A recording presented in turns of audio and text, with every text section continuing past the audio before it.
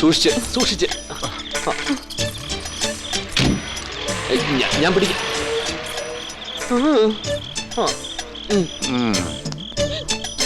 അവനെ ആ മുറിയിൽ നിന്ന് മാറ്റിയോ?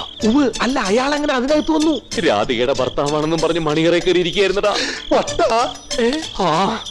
എന്റെ ഈശ്വരൻ, ഇനി എന്താ ചെയ്യാ? ആ സാധനം അവിടെ ഞാൻ ചുമന്ന് കൊണ്ടുവന്ന വരാന്തേ കിടത്തിയുണ്ട്. ഇനി ഒരുപാട് ചുമക്കേണ്ടി വരും. വാ, എടുത്തോ, നിന്റെ മുറി കിടത്താം. അവിടെ തന്നെ കിടത്തണോ? എന്തൊരു ഭാരം! ഒരു കാട്ടുപോത്തിന്റെ വെയിറ്റ് ഉണ്ട് ഈ പണ്ടാരത്തിന്. പൊന്നപ്പാ, ഇതാരാടാ? എന്റെ അമ്മോ, ഇത് ലവനാ, മറ്റേ എക്സാഭ്രാന്തൻ. ഞാൻ എന്റെ കേസ് സാറായിട്ടൊന്ന് ഡിസ്കസ് ചെയ്യാൻ വന്നതാണ്. അപ്പോഴാണ് ഇവിടെ ഒരു ഡെഡ് ബോഡി കിടക്കണ കണ്ടത്. എന്നിട്ട് ചീയണേക്ക് മുമ്പ് ഞാൻ അതിന് തെക്കനേന്ന് കുഴിച്ചിട്ടു. ലവിടെ. അയ്യോ, എടാ നിന്നെ ഞാൻ. അയ്യോ വേണ്ട. പൊന്നപ്പാ തെരയടാ. ലോനപ്പാ, തല ലവിടെ, ലുടൽ അതിന്റെ ലപ്പുറത്താട്ടോ. ചവിട്ടി എവിടെയല്ലേ? എംഎൽഎമാരെ തെരഞ്ഞെടുക്കുന്ന കണ്ടിട്ടുണ്ട്, പക്ഷേ ഒരു പ്രാന്തനെ തെരഞ്ഞെടുക്കുന്ന ആദ്യമായിട്ടാണ്.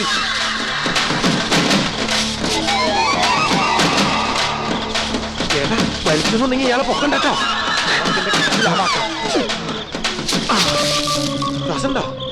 ശ്വാസം ഉണ്ടാ.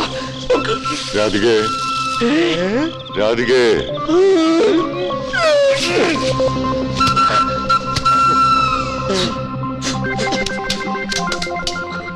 നേരം വിളിക്കുന്നവരെ നീ പണ്ടാരത്തിന് കാവലിരുന്നോളാം. ഞാനൊന്ന് മണിയറയിലേക്ക് ചെല്ലട്ടെ. രാധിക കാത്തിരിക്കുന്നുണ്ടാവും. ഇയാളെങ്ങനെ പാതിരക്ക് എണീറ്റാലോ?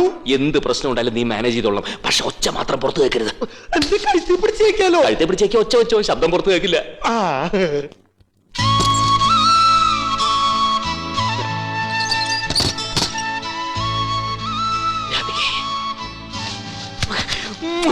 രാധികേ, sorry, wrong number. രാധികയല്ല, ഭാസ്കരനാ. കുഴപ്പമില്ല, ഏതായാലും വന്ന പ്രോഗ്രാം നടക്കട്ടെ. എനിക്കട പ്രാന്ത. താല്പര്യമില്ല. മനുഷ്യനെ പേടിപ്പിക്കാൻ ഇങ്ങോട്ട് ഇനി വന്നാണ്ടല്ലോ. എന്നെ സാറിന് പേടിയാണെങ്കിൽ ആ കൊലപാതകി ഹരിനാരായണ പ്രാന്തന സാർ അത്രമാത്രം പേടിക്കണം. കൊലപാതകിയോ? അതെ സാറേ, അവൻ ആശുപത്രിയിൽ വെച്ച് ഒരു ഗാർഡിനെ കൊന്നിട്ടുണ്ട്. എന്തിനാ കൊന്നത്? അതൊക്കെ ഓർത്തു വെക്കാൻ പറ്റുമെങ്കിൽ ഞാൻ എപ്പോഴേ നോർമലായി പോയേനെ. നാട്ടുകാരെന്നെ പ്രാന്താന്ന് വിളിക്കോ? എന്തായാലും ആ ശവത്തിന്റെ ശല്യം ഒഴിഞ്ഞു കിട്ടി. ഹലോ, ഫസ്റ്റ് നൈറ്റ് ആയിട്ട് ഇതുവരെ ഉറങ്ങിയില്ലേ? ഒരു ഇന്റർവെല്ലിന് പുറത്തേക്ക് ഇറങ്ങിയതാ.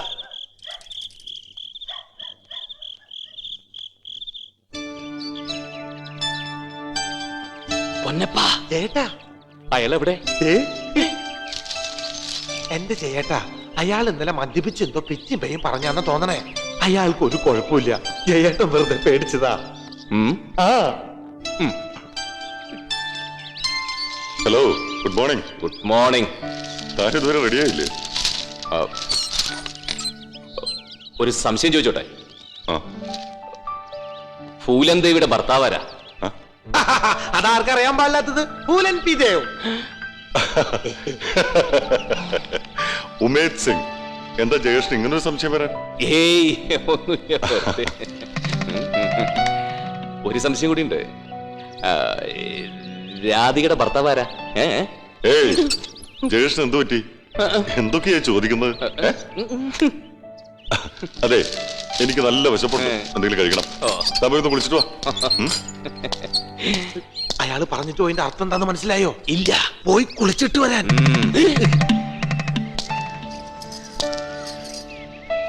രാധികേ. ഓഹോ, ഇങ്ങനെ ചില ആളുകളൊക്കെ ഇവിടെ ഉണ്ടോ? ഇന്നലെ രാത്രി കണ്ടതേ ഇല്ലല്ലോ.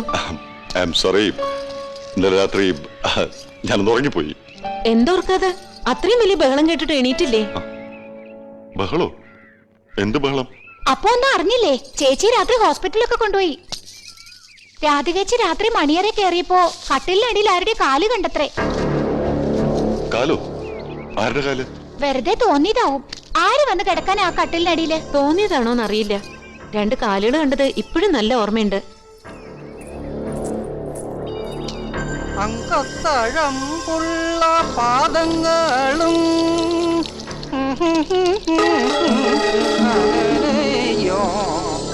മതിയുടെ അച്ഛതാ, ആകപ്പാടെ നൂൽവണ്ണത്തിലുള്ള കാല അത് ഇനി വരച്ച പൊടിഞ്ഞു പോവും.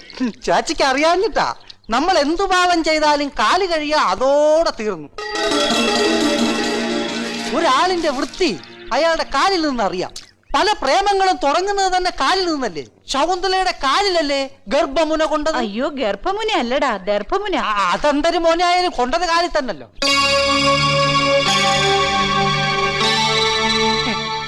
ഇതെന്തിനാ സാറേ തലയിൽ ആപ്പിൾ വയ്ക്കുന്നത്? ഫോട്ടോ എടുക്കാനാണോ? അതൊക്കെ പറയാം. നീ ശബ്ദിക്കുകയോ തിരിഞ്ഞു നോക്കുകയോ ചെയ്യരുത്. ഇല്ല, എന്നെ കൊന്നാലും ഞാൻ തിരിഞ്ഞു നോക്കത്തില്ല. എന്ത് കളിയാണ് കളിക്കാൻ പോണത് ഒന്ന് അറിഞ്ഞാൽ കൊള്ളായിരുന്നു.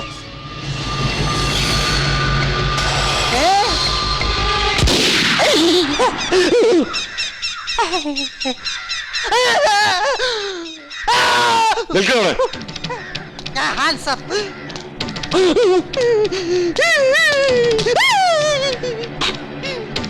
ഇന്നലെ രാത്രി എന്റെ മണിയറയിൽ ആരാടാ വന്നത്?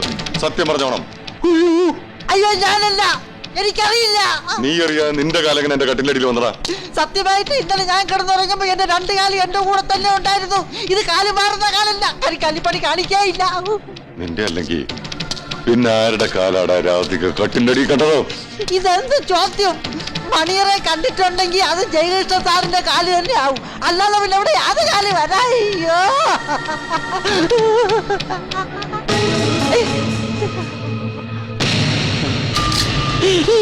സാറേ, എന്റെ നിന്റെ ചാരിത്രത്തിൽ സംശയിച്ചു ഈ സാറ്.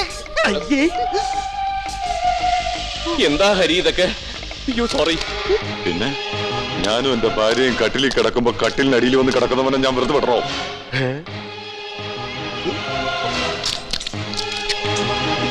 വിടില്ല ഞാൻ.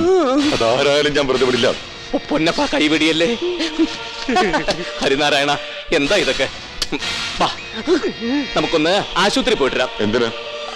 അസുഖം വന്നാ പിന്നെ ആശുപത്രി പോണ്ടേ ഹരിനാരായണ? അസുഖം? നിനക്കെന്താ അസുഖം? എനിക്ക് എന്റെ തലയ്ക്ക് നല്ല സുഖമില്ല. ശരിയാ, നിനക്ക് എന്തോ കുഴപ്പമുണ്ട്. അല്ലെങ്കിൽ നീ എന്റെ കട്ടിലടിയിൽ വന്ന് കിടക്കില്ലായിരുന്നല്ലോ. അത് തന്നെ. ഇനി വെച്ച് വൈകിക്കണ്ട. എത്രയും പെട്ടെന്ന് ഡോക്ടറെ കാണണം. അല്ലെങ്കിൽ ഇനിയും നീ രാധികയുടെ പുറകെ ഭ്രാന്ത് കാണിക്കും. പെട്ടെന്ന് റെഡിയായിക്കോ. ഞാൻ ഒരു സത്യം പറയട്ടെ. എന്താ? അയാൾക്ക് വട്ടാ. ഒന്ന് കുഴിച്ചു മൂടും ഞാൻ. ജയേട്ടൻ ഞാൻ പോയി കുളിച്ചിട്ട് വരൂ. ഞാൻ ഹരിനാരായണന് വട്ടം എന്നുള്ള കാര്യം എല്ലാവരും അറിയിച്ചിട്ട് വരാം. ഈ വിവരം നീ ആരോടെങ്കിലും പറഞ്ഞ ഈ ഉണ്ട നിന്റെ തൊണ്ടേക്കേറ്റ് ഞാൻ. ഈ ഒരു കേസ് ജയിച്ചതിന്റെ പച്ചപ്പില ഞാൻ ഈ വീട്ടിലും നാട്ടിലൊക്കെ തല ഉയർത്തി പിടിച്ച് നടക്കുന്നത്. ഞാൻ ഇത്രയും കഷ്ടപ്പെട്ട് ഇറക്കിക്കൊണ്ടുന്ന ഒരു ഭ്രാന്തനെയാണെന്ന് അറിഞ്ഞ അതോടെ ഞാൻ എല്ലാവരുടെയും മുമ്പില് അയ്യോ ഒരു കോമാളിയായിട്ട് മാറും. ഇപ്പൊ 4-5 കേസ് കയ്യിലുണ്ട്, അതും പോവും. മാത്രമല്ല ഒരു ഭ്രാന്തന് വേണ്ടിയിട്ടാണ് രാധിക ജാമ്യം നിന്നിരിക്കുന്നതെന്ന് അറിഞ്ഞ പിന്നെ ഈ വീട്ടിൽ ആരെങ്കിലും മനസ്സമാനത്തോടെ കിടന്നുറങ്ങുവോ? എന്തിനാ എല്ലാവർക്കും വെറുതെ മനസ്സമാനക്കേട് ഉണ്ടാക്കുന്നത്? 3 മാസത്തേക്ക് അവനെ ജാമ്യത്തിലെടുത്തിരിക്കുന്നത്.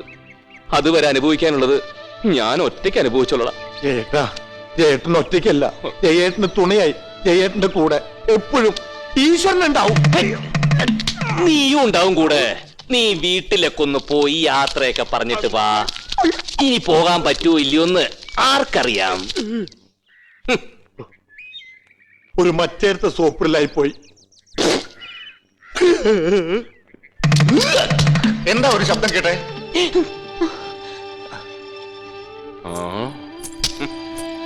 നീ തോക്കെടുത്തോണ്ട് എവിടെ പോയതാ? അത് പിന്നെ അയ്യോ സോറി, പിന്നെ ഉന്നം നോക്കാൻ വേണ്ടി പോയതാ. ജയേട്ടൻ കുളിക്കായിരുന്നില്ലേ? അതെ, കുളിക്കുന്നവർക്ക് എന്താ ഉന്നം നോക്കിക്കൂടെ? കുളിച്ചോണ്ടിരിക്കുമ്പോ ഉന്നം നോക്കുന്ന എന്റെ ഒരു ശീല.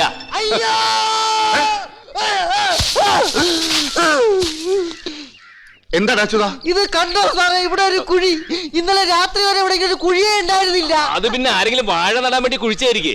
അതിനെന്തിനത്രയും നീളം? വാഴ കടത്തിയാണോ നടന്നത്? അയ്യോ, പിന്നെയും വെടി. ജയേട്ടാ, ഇന്നലെ രാത്രി ജയേട്ടൻ മാത്രല്ലേ പുറത്തുണ്ടായിരുന്നുള്ളൂ? എന്നെ ഹോസ്പിറ്റലിൽ നിന്ന് കൊണ്ടുവന്ന ശേഷം ജയേട്ടൻ വാഴ നടാൻ കുഴിയെടുക്കായിരുന്നോ? അല്ല, അത് പിന്നെ ഈ കുഴി ഞാൻ കുഴിച്ചൊന്നുമല്ല. ആരും കുഴിച്ചല്ലെങ്കിൽ പിന്നെ കുഴി താനേ ഉണ്ടായതായിരിക്കും. ഇതതാ ഏത് പ്രതിഭാസം? പ്രതിഭാസോ? പത്രങ്ങളൊക്കെ വായിച്ചിട്ടില്ലേ? ചുവന്ന മഴ, മഞ്ഞ മഴ, കിണർ താനെ മൂടി പോവാ. ഇതിപ്പോ കുഴി താനെ മുളച്ച്. അയ്യോ സോറി.